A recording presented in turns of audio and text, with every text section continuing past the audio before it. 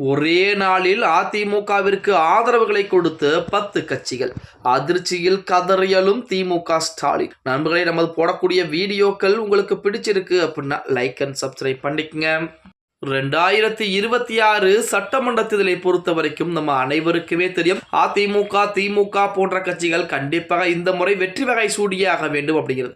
அதாவது அதிமுகவை பொறுத்த வரைக்கும் திமுகவை ஒழித்து கட்டி அடுத்த 5 ஆண்டுகள் நாம் வெற்றி வகை சூட வேண்டும் என்கிறாங்க. அதே போல திமுகவை பொறுத்த வரைக்கும் மறுபடியும் இன்னொரு 5 ஆண்டுகள் நாம் ஆட்சி கட்டிலே அமைந்து ஒரு 10 லட்சம் கோடி ரூபாய் கடனை ஏற்றலாம். அது மட்டுமல்லாமல் நம்ம உதயநிதி அவர்களை முதல்வர் பதவியிலே அமர வைத்து விட வேண்டும் என திமுக தலைவர் ஸ்டாலின் அவர்கள் மிக முனைப்போடு இருந்து கொண்டிருக்கிறார். ஆனால் அதிமுகவை பொறுத்த வரைக்கும் நாளுக்கு நாள் ஆதரவுகள் என்பது அதிகரித்துக் கொண்டே இருக்கிறது அப்படின்னே கூட சொல்லலாம். அதாவது ஒரு காலத்திலே கடந்த டிசம்பர் மாதம் வாக்கிலே பார்த்தீங்கன்னா அதிமுக கூட்டணியிலே யாரும் கிடையாது, பாஜக தமிழ் மாநில காங்கிரஸ் மட்டும்தான் இருக்கிறது என சொன்னார்கள். ஆனால் இன்று மெகா கூட்டணிக்கு மேல் மெகா கூட்டணியை அமைத்து விட்டார் எடப்பாடி பழனிசாமி. அதிமுக பாஜக தமிழ் மாநில காங்கிரஸ் நமது டிடினுடைய அம்மா மக்கள் முன்னேற்ற கழகம் பாமக தேமுதிக போன்ற கட்சிகள் எல்லாம் பிரதான கட்சிகளாக உள்ளே இருக்கிறது. அதிலையும் கூடுதலாக நேற்று ஒரே நாளில் மட்டும் 10 கட்சிகள் என்பது சின்ன சின்ன கட்சிகளாகட்டும் ஜாதி ரீதியான அமைப்புகளாகட்டும் அதிமுகவிற்கு ஆதரவு அளித்திருக்காங்க.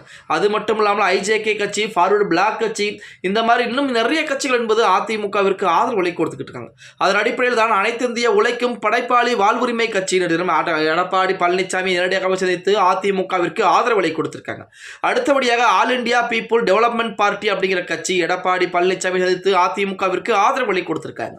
மாற்றுத்திறனாளிகள் சட்ட பாதுகாப்பு சங்கம் பார்த்தீங்க அப்படின்னா நேரடியாக எடப்பாடி பழனிசாமி சந்தித்து 2026 சட்டமன்ற தேர்தலிலே ஆதரவு எங்களுடைய முழு ஆதரவு உங்களுக்கு தான் என கூறியிருக்கிறாங்க.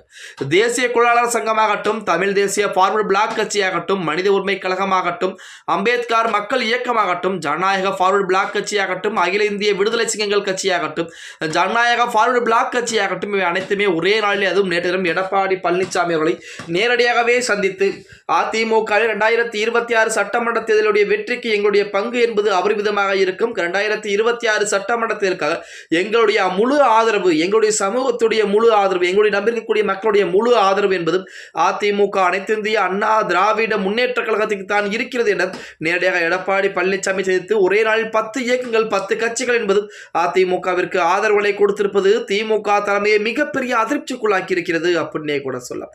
நமக்கு இருக்கக்கூடிய கூட்டணி பற்றின கட்சிகளையே தொகுதி பங்கி நாம் இன்னும் பிரிக்காமல் இருக்கிறோம்.